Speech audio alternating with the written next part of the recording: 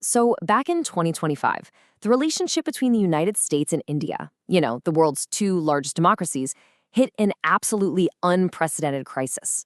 A diplomatic firestorm just erupted out of nowhere, threatening a partnership that people had spent decades carefully building. Let's dig into what on earth happened. It all comes down to this one number, 50%. That's the staggering tariff the Trump administration slapped on Indian goods, and it was enough to throw the entire global economic and strategic map into total chaos. I mean, analysts like Michael Kugelman were calling it the worst crisis in 2 decades. And you have to understand, this was way more than just a simple trade dispute. It was a real standoff, fueled by big personalities, clashing strategies, and a world where the balance of power was shifting under everyone's feet. So how did things escalate so incredibly fast? To really get how we got here, we've got to look at the perfect storm of causes that led to this whole breakdown. The speed of this collapse was just remarkable. Think about it. In February of 2025, everything seemed great. Prime Minister Modi was visiting the US, both sides were talking up Mission 500, a plan to hit $500 billion in trade. And yet by August, just 6 months later, that 50% tariff was a reality. The whole relationship just soured after a disputed ceasefire claim in May and a snubbed dinner invitation in June. Okay, so a huge personal trigger here was what people started calling the Nobel controversy. After a brief flare-up between India and Pakistan in May, President Trump went public saying he was the one who mediated the ceasefire. Well, India came out immediately and publicly shut that down, saying, nope, that was a purely military-to-military negotiation. According to analysts, this was seen as a major slight, a missed chance for Trump to be seen as a global peacemaker and maybe even get a shot at a Nobel Peace Prize. But this wasn't all just about personalities. There were some really deep political frictions that had been simmering for a while. India has this long-standing policy of strategic autonomy. It's a really core part of their foreign policy, basically designed to make sure they're not locked into any single alliance. And for them, that meant continuing to buy a lot of Russian oil and strengthening ties with the BRICS nations, which, you can imagine, really frustrated Washington. When criticized, Indian officials were quick to point out what they saw as hypocrisy, noting that the US and EU were also still importing key Russian goods like uranium and palladium.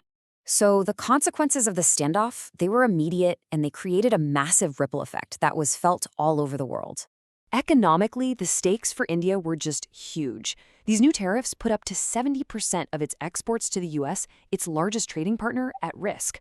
We're talking about a move that threatened to blow up supply chains and just halt new investment in its tracks. And that economic pressure had serious strategic blowback.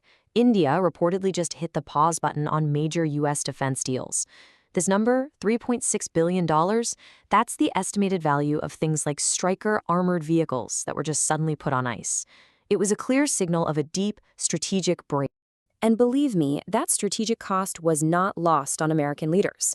Former UN Ambassador Nikki Haley put it about as bluntly as you can, warning that undoing 25 years of progress with the only viable counterbalance to China and Asia would be a major strategic disaster.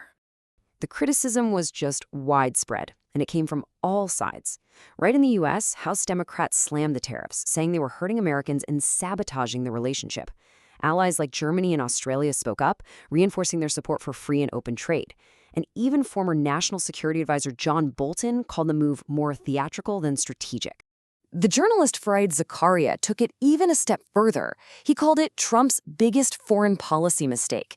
His argument was that this kind of heavy-handed pressure doesn't actually isolate your rivals.